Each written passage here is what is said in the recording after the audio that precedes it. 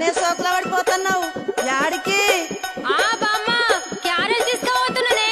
క్యారేజీలో చేపల కూర కమ్మటి వాసన వస్తుంది. మీ పోరనికా? ఏ నువ్వు ఊకో బామ్మ, పోరడంట పోరడు. మా అన్నకు తీసుకుపోతున్నా. అదేందే మీ అన్నకు మీ వదిన తీసుకుపోతుంది కదా? గదొక్కటే తక్కువైందిగా.